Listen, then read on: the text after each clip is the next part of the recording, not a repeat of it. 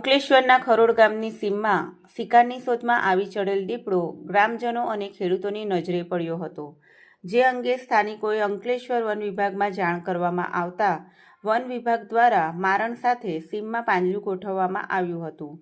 તે દરમિયાન આજરોજ વહેલી સવારે ગ્રામજનોએ પાંજરામાં મારણનો શિકાર કરવા આવેલ દીપડાને પાંજરે પૂરાયેલો જોતા તાત્કાલિક વન વિભાગને જાણ કરતા વન વિભાગની ટીમ આવી પહોંચી હતી અને પાંજરે પૂરાયેલા દીપડાને શાલીમાર નર્સરી ખાતે લાવી દીપડાને જંગલ વિસ્તારમાં સુરક્ષિત મુક્ત કરવાની તજવીજ હાથ ધરી છે.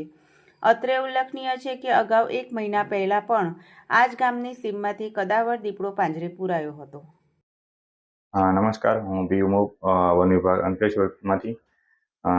આજરોજ ખરોડ ગામેથી શેરડીના ખેતર ના વિસ્તારની આજુબાજુ સતત આંટાફેરા મારતા હતા દીપડા. એ બાબતની ફરિયાદ ગ્રામ પંચાયત ખરોડ તથા ગામ લોકોના અરજીને આધારે તે લોકોના શેરડીના ખેતરમાં તેઓને શેરડી કાપવામાં ખૂબ હેરાનગતિ થતી હતી. તો તે બાબતની અમને અરજી અને ફરિયાદ મળતા મહેરબાન નાયબ વન સંરક્ષક શ્રી ભરૂચ તથા મહેરબાન રેન્જ ફોરેસ્ટ ઓફિસર શ્રી અંકલેશ્વરની સૂચના અને માર્ગદર્શન અનુસાર અમે ખરોડ ગામે આજથી 4 દિવસ પહેલા 3 પિંજરા ગોઠવેલા હતા.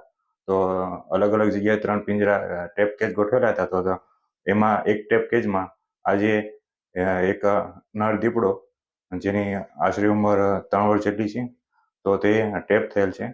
અને હવે પછી મહેરબાન નાયબ વન સંરક્ષક શ્રી ભરૂચ નાઓની સૂચના અનુસાર આગળની કાર્યવાહી હાથ ધરવામાં આવેલ છે.